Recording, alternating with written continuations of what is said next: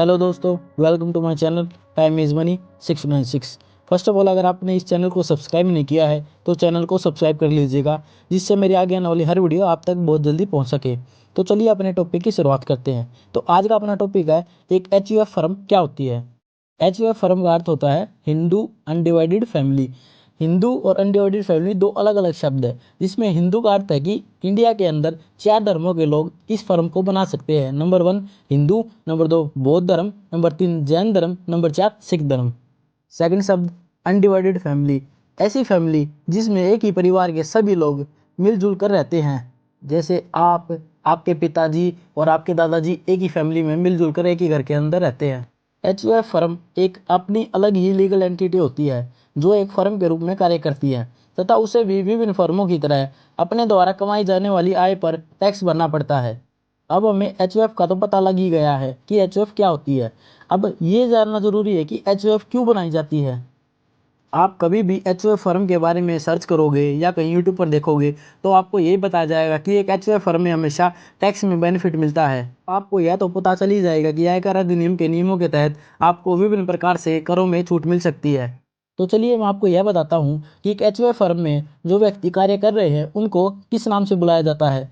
जिस प्रकार एक प्रोप्राइटरशिप में कार्य करने वाला व्यक्ति प्रोप्राइटर तथा पार्टनरशिप फर्म में कार्य करने वाला व्यक्ति पार्टनर तथा प्राइवेट लिमिटेड फर्म में कार्य करने वाले व्यक्तियों को शेयर होल्डर तथा डायरेक्टर कहा जाता है, उसी प्रकार दोस्तों HUF फर्म में 3 तरह के व्यक्तियों के वर्णन किया जाता है। फर्स्ट ऑफ ऑल कर्ता, सेकंड को पार्टनर्स, थर्ड मेंबर।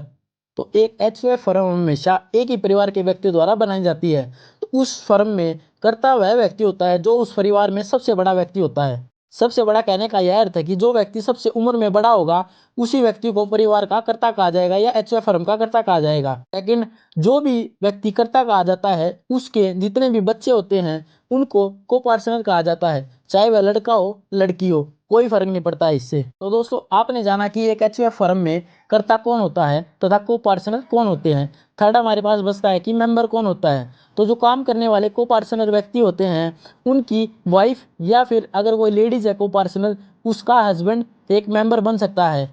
पहले यह धारणा थी कि अगर कोई लेडीज जो को पार्टनर है उसकी शादी कर दी जाती है तो शादी के बाद जिस भी व्यक्ति के साथ उसकी शादी होती है वह उस व्यक्ति की फर्म में एक मेंबर बन जाती है। परंतु अब वर्तमान में नए नियम के अनुसार एक लेडीज जो पहले एक फर्म में को पार्टनर थी वह शादी के बाद दोनों जगह मेंबर बनकर रह सकती है। दोस्तों यह HUF फर्म हमेशा पीढ़ी दर पीढ़ी चलती रहती है तथा उस फर्म में जो भी उनकी एसेट और लाइबिलिटीज होती है वह उस HUF फर्म की होती है तथा इस HUF फर्म के नाम पर एक अलग ही पैन कार्ड रजिस्टर कराया जाता है जिसके आधार पर उसकी फर्म की ITR भरी जाती है।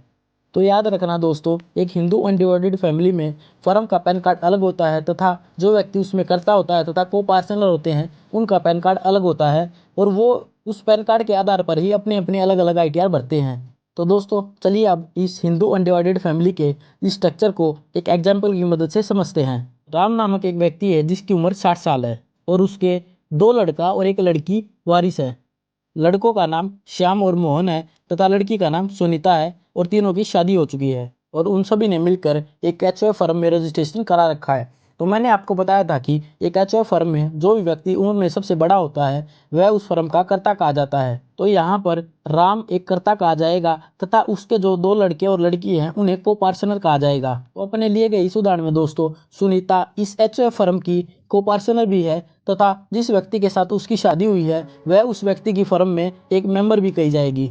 तो एक हिंदू अनडिवाइडेड फैमिली के रूल्स के अनुसार अगर कभी भी कर्ता की मृत्यु हो जाती है तो उसके को पार्टनर्स में से जो भी उम्र में सबसे बड़ा होता है उसे उस फर्म का कर्ता मान लिया जाता है। अपने लिए गए इस उदाहरण में अगर हम मान लें कि राम की मृत्यु हो जाती है तो राम की मृत्यु के बाद उसके को पार्टनर्स में से उम्र में सबसे बड़ा मोहन है तथा मोहन उस फैमिली का कर्ता माना जाएगा। इसी प्रकार अगर कभी मोहन की मृत्यु हो जाती है तो मोहन की मृत्यु के बाद उससे छोटा श्याम बचता है जो उस फर्म का कर्ता मान लिया जाएगा।